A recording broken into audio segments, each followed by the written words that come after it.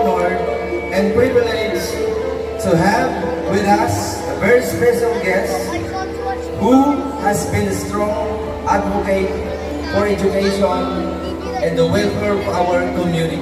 She is a councilor of District 1 Quezon City and the chairman of the Committee on Education, whose leadership and commitment to the education continue to make a meaningful impact in our community. Her presence today makes this celebration even more special. We are grateful that she took the time to join us and share her words and wisdom and inspiration with our school community. At sa pagkakataon ito, we are truly honored to hear an inspirational message from one of our distinguished leaders and valued partners in education. Let us give our warmest and most enthusiastic welcome to our guest of honor and speaker, Councilor Nikki Crisologo, Councilor of District 1 Quezon City and Chairman of the Committee on Education.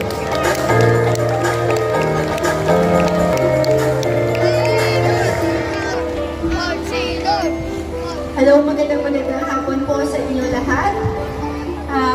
Pasensya na po, una-una pasensya na po dahil na-late po ako.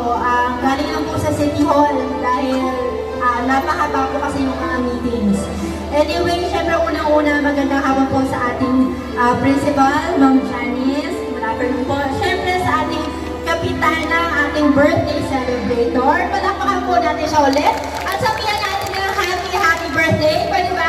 Happy birthday!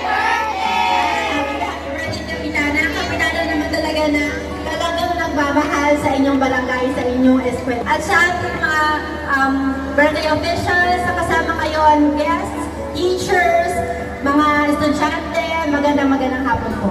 Anyway, dahil ito po ay isang good taking, ako po ay congratulate lang lahat ng nandito sa head ng inyong SPTA, sa inyong mga HRPTA, tama po ba?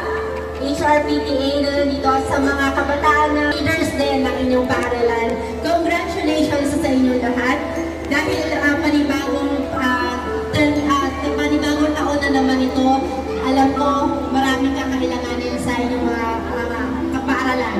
Maraming bilang committee head po ng education, nakakausap ko po ang head din ng school district office. At sinasabi po niya sa akin kung ano ang mga programa ng city na meron para sa mga paaralan.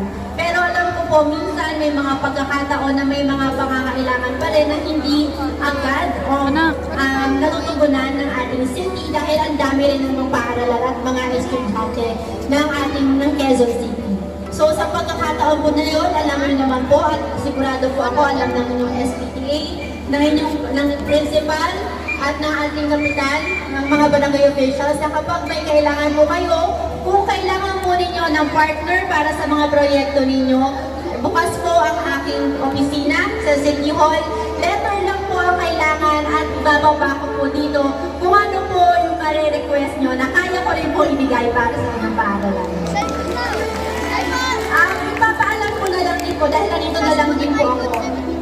On behalf po of the Schools District Office, para lang ma-inform na rin po kayo na magbibigay po ang ating city ng CCTV sa lahat po ng schools. Dahil alam naman po natin yung mga nangyayari lately na hindi na magagandang nangyayari sa mga paaralan. Added safety na po. Magbibigay po ng CCTV ang schools.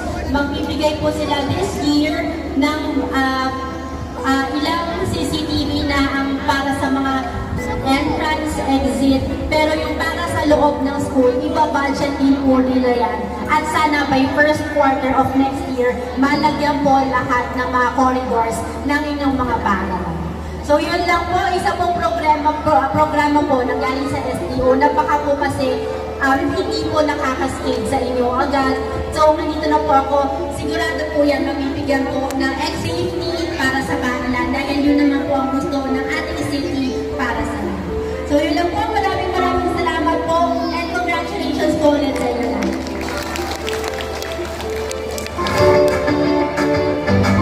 Sabong palakpakan para ang Councilor Nikki Crisologo.